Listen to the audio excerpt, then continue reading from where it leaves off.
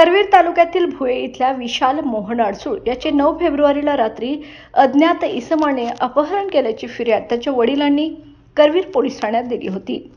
त्यानुसार पोलिसांचा तपास सुरू होता। दरम्यान मिरज येथील एका अपार्टमेंटच्या फ्लॅटमधून हातपाय दोरखंडाने बांधून ठेवलेल्या अवस्थेतील पीडित विशालची सुखरूप सुटका करण्यात आली आहे। विशाल अडसूळ याची 7 महिन्यांपूर्वी मिरज इथल्या श्रीकृष्ण महादेव कोकरे यांची मुलगी श्रुतीशी इंस्टाग्रामवर ओळख झाली होती। ओळखीचे रूपांतर प्रेमात झाले व या दोघांनी आंतरजातीय प्रेमविवाह केला।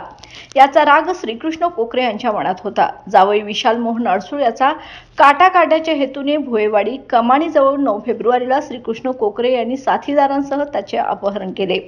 गाडीत घालून मिरज येथील एका अपार्टमेंटमधील बंद खोलीत डांबून ठेवले। पोलिसांनी त्याची सुटका करताना हातपाय बांधून त्याला बेदम मारहाण करण्यात आली असल्याचे निदर्शनास आले।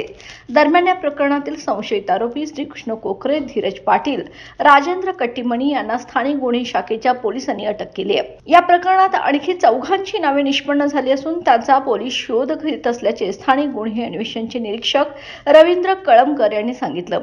संशयितांविरोधात करवीर पोलीस ठाण्यात गुन्हा दाखल झाला आहे।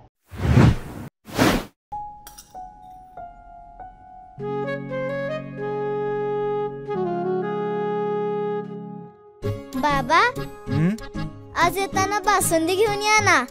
अगं, कालच आपण आईचा वाढदिवस होता म्हणून आणली होती ना। ऐकलं, गोकुळची बासुंदी पुन्हा खावीशी वाटतेय। खरं सांगू, मलाही खावीशी वाटतेय।